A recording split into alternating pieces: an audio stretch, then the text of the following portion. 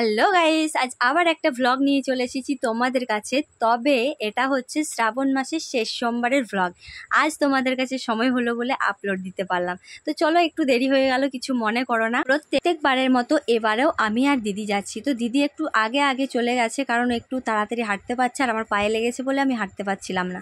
তো যাই হোক, এসেই দেখতে পাচ্ছ অনেক ভিড় ছিল, অনেক ভিড়, মানে ঢোকাই যাচ্ছিল না আর কি। তো কোনো রকমের ঠিলে গুঁজে ঢুকে তো পড়েছি, কিন্তু ভিতরে গিয়ে কি তাড়াতাড়ি করে পুজোটা দিতে পারবো? তো চলো দেখা যাক। গতবারে তো একটু বেলা হয়ে গেছিল আসতে, তাই হয়তো আমাদের ফাঁকাতে ফাঁকাতে পুজো দেওয়া হয়েছিল। এবারে না পুরো ভোর ভোর বেরিয়ে পড়েছি, মানে ভোর ভোর বেরোনো ঠিক হয়নি, 5:45 হয়ে গিয়েছিল। তো যাই হোক, কোনো রকমে মন্দিরে ঢুকে পুজোটা সেরে নেওয়ার পরে উপরে উঠে আবার ভোলেনাথের মাথা ঠান্ডা করে এই যে এখন সিঁড়ি দিয়ে নামছি। এবারে নিচে নেমে মন্দিরের বাইরে যেখানে যেখানে শিবলিঙ্গ আছে সেখানে সেখানে জল ঢেলে তারপর বাড়ি ফিরবো। তোমাদেরকে মন্দিরের ভেতরটা এক ঝলক দেখিয়ে দিলাম। আমি অবশ্য ভেতরে গিয়ে তোমাদেরকে দেখাতে পারতাম, কিন্তু ভেতরে ফোন নিয়ে ভিডিও করার নিষেধ আছে, তাই আর তোমাদেরকে ভালোভাবে দেখাতে পারলাম না। আর এটা হচ্ছে লোকনাথ বাবার মন্দির। ওপরে অনেক বান্দর ছিল প্রসাদ খাওয়ার জন্য, ওর হয়তো কলা খাওয়ার ইচ্ছে ছিল, তাই শশাটা খেলো না। বাইরে এসে দেখি এক জায়গায় প্রসাদ দিচ্ছিল, তো সেখানে লাইন দিয়ে প্রসাদ নিয়ে টোটোতে উঠে পড়লাম বাড়ি ফেরার জন্য।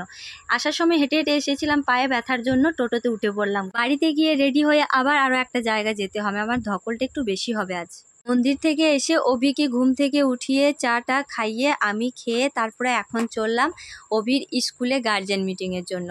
তো দোকান পর্যন্ত হেঁটে হেঁটে গিয়েছিলাম, কারণ সাইকেলটা ও নিয়ে গেছিলো দোকানে। তো দোকান থেকে সাইকেলটা নিয়ে আবার চলে এসেছি এই যে স্কুলে।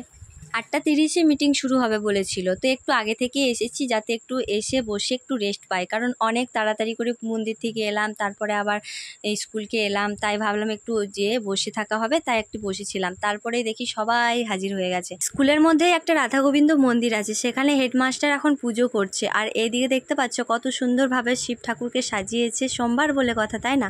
তো যাই হোক, এই পুজোর পরে আর কি মিটিং বসবে, তাই একটু দর্শন করতে চলে এলাম। তারপরে স্কুল থেকে বাড়ি ফিরে এই যে এখন রান্নার আয়োজন। স্কুল থেকে আসতে একটু দেরি হয়ে গেছিলো, তো তাই আর কি উনুন ধরানোর আর সময় পাইনি। গ্যাসে ভাত ডাল বসিয়ে এদিকে আমি এখন জল খাবার খেতে বসলাম। এই যে তাড়াতাড়ি করে রান্না করে আবার এক জায়গায় যেতে হবে। চলো, কোথায় যাচ্ছি জানতে হলে তো পুরো ভ্লগটা দেখতে হবে, স্কিপ করে গেলে কিন্তু হবে না। দুইজনের ভর দিয়ে একটা সাইকেলে যাব, তো তাই সাইকেলটা একটু হাওয়া করিয়ে নিচ্ছিল, সাইকেলে হাওয়াটা একটু কম ছিল। যাক বাবা, খুব শান্তি। এখন তো আমাকে আর সাইকেল চালিয়ে যেতে হলো না, ওই নিয়ে গেল। আবার হসপিটালে এসে দেখি লম্বা লাইন। তো যাই হোক, প্রেসক্রিপশনের কাগজ নিয়ে চলে এলাম আবার আরো একটা লাইনে দাঁড়ানোর জন্য। ভোর 4টে থেকে উঠে এত ধকল কি সহ্য হয় বলো? দুটো লাইন পার করার পরে এই যে এখন পাটা দেখিয়ে এখন বাড়ি ফিরছি। পায়ের আঙুলের সমস্যাটা বেড়ে যাচ্ছিল, তাই ভাবলাম না, দেখিয়ে আসাটাই ভালো।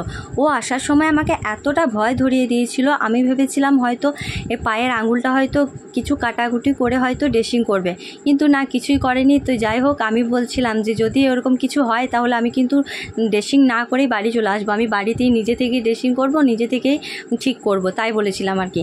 তো যাই হোক, সেরকম কিছুই হয়নি। একটু ওষুধ লাগিয়ে ড্রেসিং করে কিছু ওষুধ আর একটা মলম দিয়েছে, তারপরে এই যে বাড়ি চললাম। সকাল থেকে উঠে থেকে ঘোরাঘুরি এদিক ওদিক সেদিক, যাক আজকের জার্নিটা বেশি হলো আমার। আর এইমাত্র খাওয়া দাওয়া বাসন ধোয়া কমপ্লিট করে এইমাত্র বসলাম। তো ভাবলাম ব্লগটা শেষ করব, তাই একটু তোমাদের সাথে একটু গল্প করতে এলাম। তো আমি অনেক ভয় পেয়ে গেছিলাম যে হসপিটালে গিয়ে হয়তো এটা কেটে হয়তো কেউ কোনো কিছু করবে হয়তো, তাই ভেবেছিলাম, কিন্তু সেরকম কিছু করেনি। আমাকে অনেকটাই ভয় ধরিয়ে দিয়েছিল যে এই করতে হবে, ওই করবে। তো জানি না, ওরকম একবার করেছিল, তাই আর কি, মানে ও ভেবেছিল যে তোমার ওরকম করবে হয়তো, তাই ভেবেছিলাম। তো আমার পুরো ভয় লেগে গিয়েছিল যে এরকম হবে। তো ওইখানে আর ক্যামেরা অন করা হয়নি, তো ওই অতটুকু সম্ভবই হয়েছে যতটুকু, মানে। তো যাই হোক,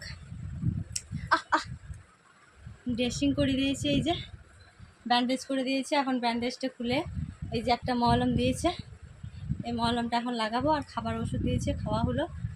তো চলো, পরের অন্য কোনো ব্লগে দেখা হচ্ছে। সবাই ভালো থাকো, সুস্থ থাকো। আর যারা যারা আমার ব্লগ নতুন নতুন দেখছো তারা অবশ্যই চ্যানেলটি ফলো সাবস্ক্রাইব করো। তো চলো, সাথে থাকো। Tata, bye bye, good friend লয় বা টাটা বলো, টাটা, বাই বাই। পরের ব্লগে দেখা হবে। আবার পরে ব্লগে দেখা হবে। Tata bye bye. ভালো করে বলতে পারছে না। চলো বন্ধুরা, টাটা।